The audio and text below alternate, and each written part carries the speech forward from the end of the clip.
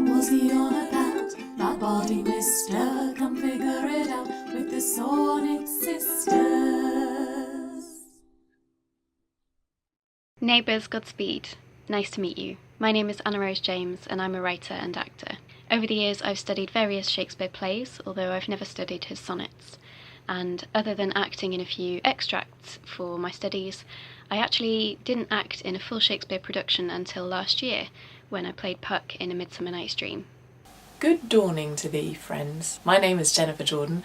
I'm a general performer and make-stuff-upper. I've done a bunch of open-air Shakespeare touring to fancy pants places like Knaresborough Castle, Kirkstall Abbey, Burton Constable Hall, and a bloke's kitchen.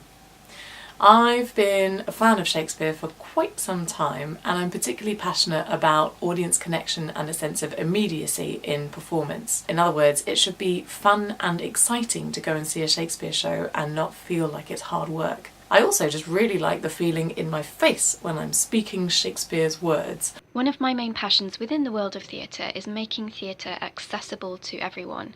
There are lots of barriers around at the moment that prevent people from participating in theatre or from going to see it, myself included, such as ridiculous ticket prices, really high fees for drama schools, things like that.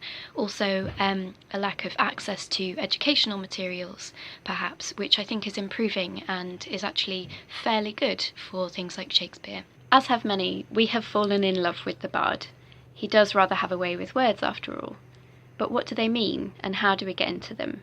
Most people usually have to study Shakespeare in school, definitely in this country and probably in quite a few other countries around the world as well. And it can be really difficult to get into.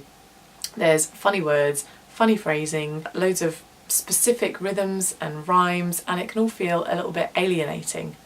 But Shakespeare's work was never meant to be studied in a schoolroom, it was always written to be performed. And when you go and see a really great performance, or when you stand up and have a go yourself at acting it out, it starts to come alive and make a lot more sense. Then, once you're in, if you go back and look at the words again, and look at that funny phrasing, those words, once you've worked out what they mean and all that kind of stuff, it can be actually really interesting to analyse how it's written. Reading, speaking and understanding Shakespeare are a skill. And just like any skill, the best way to improve is with regular practice. So that is what we want to do. And we want to share our process of confusion and struggles and the little light bulb moments and our gradual understanding as we go along. The sonnets are a really great way to practice because they're nice and short, they're concise, usually just about one basic subject matter, and they're only 14 lines. Perfect for practice. Also, the sonnets don't generally get as much attention as the plays, so we just thought it'd be nice to tilt the spotlight their way and have a look at them for a change. Join me and Jennifer as we embark on our own sonnet project, a beginner's approach to Shakespeare's poetry. We'll be approaching each poem afresh, doing a cold reading and giving our first impressions, before diving into some breakdown and analysis of the language, structure, rhythm and potential meaning. We'll then take what we've gathered and turn the sonnet into a little performance. Each week we will tackle one of his 154 sonnets. So yeah, put the kettle on, we'll be here for a while. So if all that sounds like your cup of tea, grab your notebooks, subscribe to this channel and clear your diary for Saturday the 23rd of April. Why 23rd of April? Well, it's Shakespeare's birthday, of course.